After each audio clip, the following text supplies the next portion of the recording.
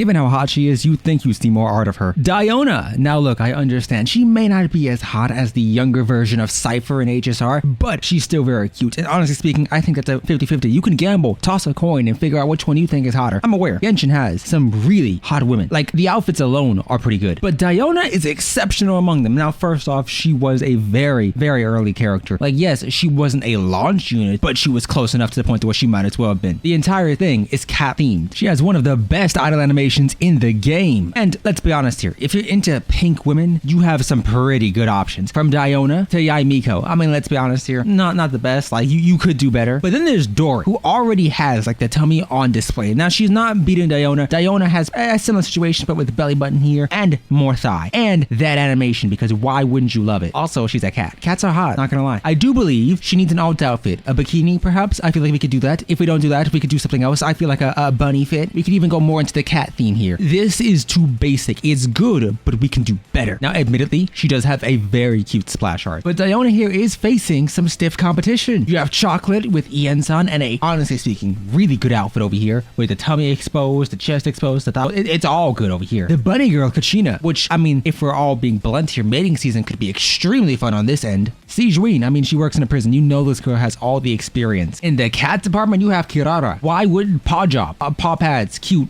double tails, tail job. There's so many options here. You have Lynette, the magician. Your virginity is gonna disappear. And while Dory is cute, she doesn't necessarily have the cat aspects. She doesn't have, first off, everything Diona does, everything from Diona is going to taste good. That means no matter what bedroom activity you engage in, she will taste good. With Dory, despite the tummy being on display, what is she has a little slime here, okay? And slimes in Genshin have a lot of possibilities. There's a lot of art with them. I have to know the relationship, and considering she sells everything for a price, how well used is she? Like, is this some stress relief activity here? I need to know. I mean, you got Sayu with the thighs. Let's be honest here. Sayu is giving Diona a run for her money with this stretch animation. So, like, there's some stiff competition here. And I mean, Chi-Chi, a lot of you didn't get her, but let's be honest, she has her uses, even though she'll forget. And even if we're discussing team entrance animations, Ian-san is okay. Nahida pops in with a swing with the thighs and with all of the art. Chi-Chi gives you a little bit of upskirt. Is it worth that much? Depends. It's pretty nice. Now, Sijuin can heal. All of them can. Let's be honest here, healer seems to be the one consistent factor among these characters. But basic out. Sayu, not showing off anything special. Cute, snappy. But Diona's smug. And I feel like I speak for the vast majority of when I say, we dislike the smug attitude, therefore you have to correct the attitude. Therefore, amongst the characters who are available, Diona is the one who's asking for correction the most. She deserves it. Now, Yao Yao is much more of wife material. Yes, you get a little bit of upskirt, not as much as Chi-Chi, it's not deliberate as Chi-Chi, but it's cute. And so, if you're looking for pairings, Yao Yao and Chi-Chi go hand in hand. Clay, you gotta deal with Alice. Do you really want to deal with Alice? Probably not. But the witch skin makes it better because you got thighs. And Kachina, you got it for free. This means she's giving it out for free. This means Kachina is experienced. You got her, I got her, we all got her. Dory, you have to pay for it. Like, are you really gonna pay for it? When you have the bunny girl giving it for free? When you have Chi-Chi coming to you when you least expect it? No, you're not gonna pay for Dory's services. But Diona, smug brat, is a cat. Can heal, can shield. She can take it. Everything she does, everything she has is gonna taste good. It's like she's like a much more accessible version of Sijuin. To get to Sijuin, you have to go to prison. To get to Diona, you just have to go to a bar, get drunk. She might not even remember it. There's options there. Flexibility. And she isn't as expired as Lynette. And so there's more variety. With Kiara, you have to deal with potential villagers using her, treasure hoarders. There's so many additional variables here, and you have to find her. She's always on the move. She's active. Not as active as the ensign, sure, but she's active. Now, Nahida has the benefit of being able to participate in your dreams. Is it considered a wet dream if she's the one influencing it? Is she considered still tight and or a virgin if she's been in your dreams and in the dreams of everybody in Sumeru? She's experienced, but hasn't actively done anything. What are your thoughts? Give me them down below. Now, this wouldn't really be an effective team. Yes, all the characters are hot. Yes, all the characters are pretty readable. 10 out of 10 smash, but like, let's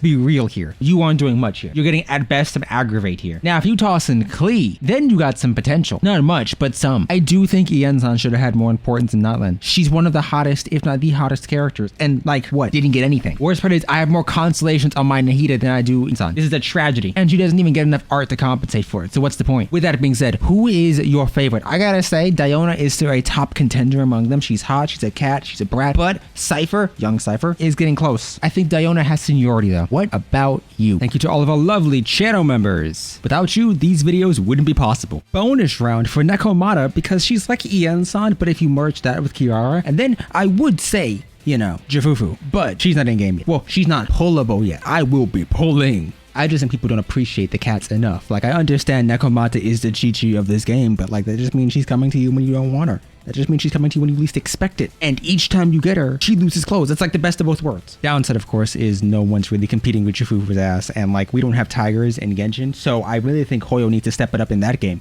And in HSR, because we only have Cypher. And honestly, her boobs are too big. Smashability and hotness aside, your general best options are going to be Nahida and Yensan. Vertically investing into them? Great. Good luck with the Yensan, though. I mean, the chocolate lolly will avoid you in the same way that Nekcoma has avoided me. Sigewinne is good, but she's very niche. She buffs skill damage. This applies to Farina. This applies to characters like Fischl. This applies to individuals such as Yaimiko. With that being said, most of you don't use Yaimiko. Unless, of course, you want to pair her with Nahida, in which case you could have a 2-for-1 combo, Nahida, Sigewinne, and then insert somebody else here. I'd say Fischl because the outfit's better. Kachina is actually extremely good just for general support. Give her the scroll set, let her proc an elemental reaction, good luck because it's crystallized, and boom, nice damage bonus. Dory and the others suffer from the fact that there are better alternatives. Yes, I think Dory herself suffers from the fact because there's so many better alternatives, she's not really going to be used. Diona, keeping in mind her shield scales off HP, her healing scales off healing bonus. That's it. You can do some funny things with her elemental mastery buff with her C6, but honestly speaking, by that point in time, you're likely either going to build her as a DPS or going to build her strictly for shielding purposes. Keeping in mind her shielding and her healing are not enough to help you with the, I think, the cryo web that occasionally appears within Imaginarium Theater. Yaya is going to be your best Dendro option if you're looking for a healer, especially if you use Nilo teams. Give her Favonius, you're great. Yensan, you can build her to DPS, you can give her Skyward Spine, you can give her the original event weapon. If you don't have that, you can give her Fav. She has so many different options. Honestly speaking,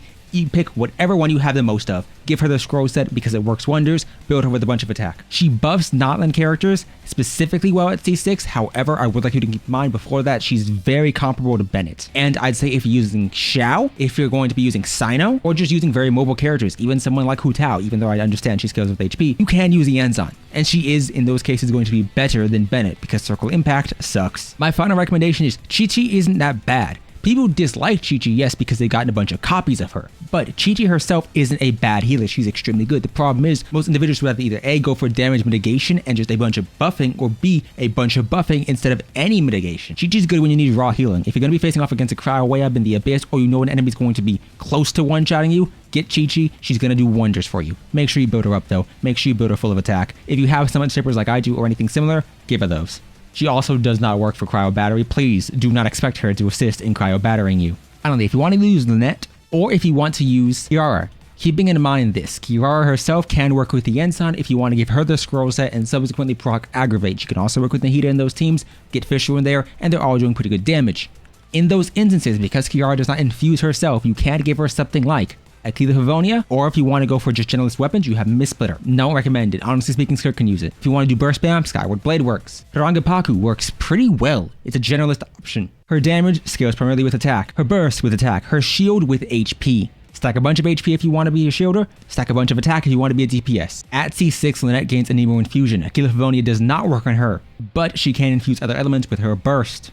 Is it worth it to really use her in a lot of scenarios? No, you could also just use Sayu if you need navigation, or just use both of them if you want to get around the map quicker. If you want to go with a basic attack DPS Lynette, you can use the Scaramouche set. If you don't, you can go for 2-piece, and if you're using Farina, Hunter set works well, just like anybody else. With that being said, I'll see you next time. And remember, crown out your favorite characters. I did. Honestly speaking, there's no better feeling than knowing you've maximized your best characters. Not necessarily in gameplay, but in terms of the ones you love the most. Waifu over meta, and I'll see you next time.